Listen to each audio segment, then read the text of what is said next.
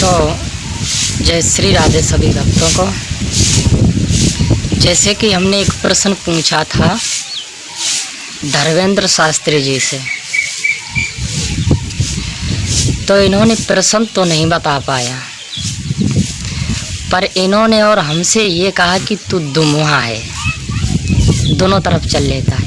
हम धर्मेंद्र शास्त्री जी से ये कहना चाहते हैं कि आप कह रहे हो कि गुरु क्यों नहीं आता है, तू बोलता है। तो गुरु ऐसे कामों में नहीं आते हैं, क्योंकि जब मैंने किसी लड़की की या किसी बहन की बुराई की थी, जब मैं गलत रास्ते पे था, तो मेरे गुरु जी ने समझाया।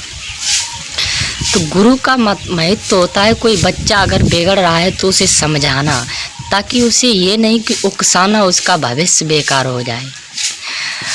और तुम अपने शिष्य को भी भड़का रहे हो, अपने आप स्वयं गलत चल रहे हो। अब तुम्हारा कोई गुरु नहीं जो तुम्हें समझाए बुझाए, जो कोई बात कहे।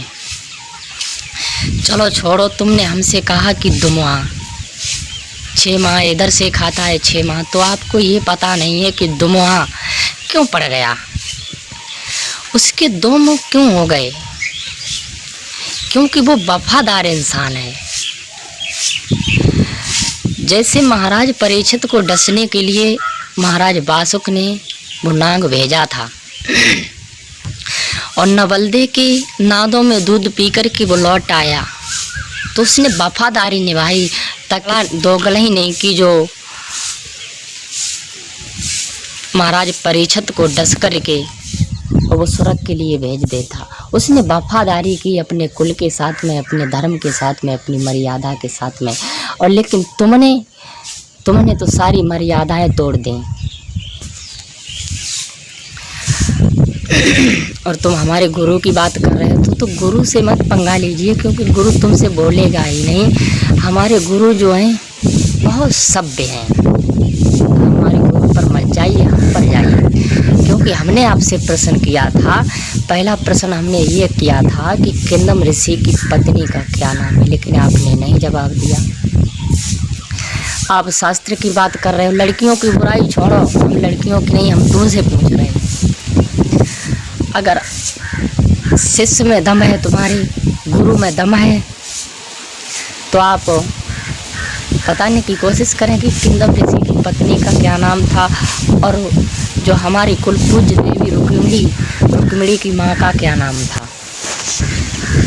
और तुम हमारी औकात की बात करते हो, तो औकात पर मत जाइए शास्त्री जी।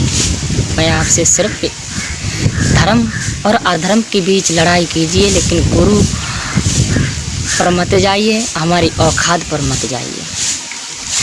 क्योंकि हमारी अगर औकात पे जाओगे तो तुम जैसे हमारे यहाँ कपड़े खींचते रहे, तुम्हारे जैसे लोग हमारे यहाँ 12 मास पड़े रहते हैं।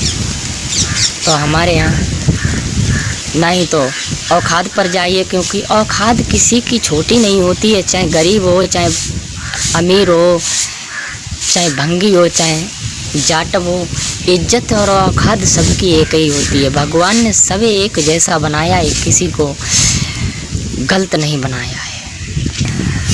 अगर हमारे प्रश्न का जवाब दे सकते हो तो दूसरी वीडियो बना लेना, डालना यूट्यूब पर, अन्यथा ये बगैर फालतू की अफवाहें मत कीजिए, क्योंकि तुमने हमें बहुत टायरेंट किया है। अगर कोई बच्चा बिगड़ता है, माँ बाप उसे समझाते हैं। जैसे हम किसी समय बिगड़ा चल रहा था, तो हमारे गुरु ने, हमारे परिवारजनों ने समझाया, मित्रों ने समझाया, लेकिन तुम्हें कोई समझाने वाला नहीं मिला। तो इसलिए हमारी औकात पर मत जाइए, और हो सके तो इन 2 प्रश्नों का जवाब लेकर के यूट्यूब पर आ जाइए, क्योंकि हम तुम्हें विद्वान नहीं कह सकते। किसी लेडीज या किसी बहन की बुराई करो, मैंने भी की थी। जब मेरे पूर्वजनों ने, गुरु ने समझाया, तो मैंने वो बात साची मानी।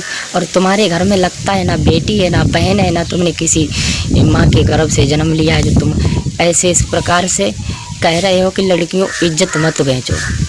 भाई अपने घर से न्याय कीजिए। जब हमारी बहन बेटी हो, अगर कोई कथावाचक तुम्हारे घर में बहन बेटी होती और वो कथा कहती, तुम ये शब्द नहीं कहते, क्योंकि ऐसे फेमस नहीं हो जाओगे, क्योंकि लड़कियों की बुराई करना क्या शास्त्र, क्या धर्म, क्या तुम्हारे गुरु ने यही सिखाया है किसी लड़की की बुराई करो?